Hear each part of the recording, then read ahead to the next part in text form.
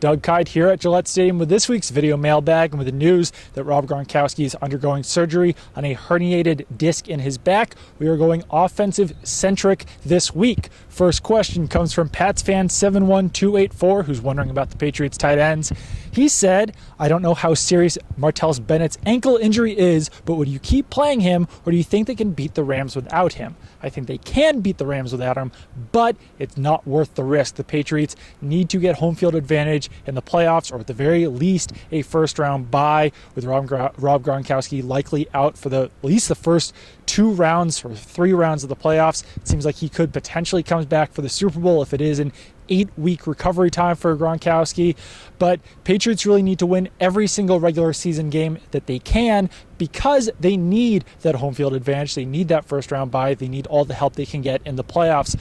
Second question comes from Jason C12, who asks, why use IR return on a third-string quarterback? This is a good question, and timing really was not on the Patriots side. The Patriots had Jacoby Brissett, the rookie quarterback, return to practice on Wednesday. That meant that he got that designated for return injured reserve assignment, which means that the Patriots can't put Rob Gronkowski on injured reserve and designate him for return. So this was done partially because the Patriots did not know how severe Rob Gronkowski's injury was. If they had known, then maybe they don't have Brissett come back to practice on Wednesday.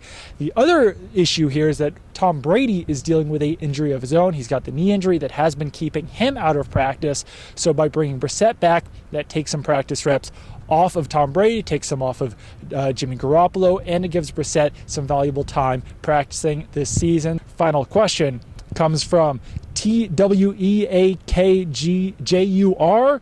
Is that Tweak Jur? And he says, Malcolm Mitchell seems to be emerging as a deep and red zone threat. Can he sustain his recent performances? I'm not sure if he will be able to get 3 touchdowns in 2 weeks, as he's been able to do these past 2 weeks without Rob Gronkowski heavily involved in the offense. But Mitchell is the most impressive Patriots rookie receiver that they've seen probably since Deion Branch was in this offense. So I think that he certainly can step up with Gronkowski out of the offense. He can be that third receiver. He can take on some of those vertical passing routes that Gronkowski was serving in this offense.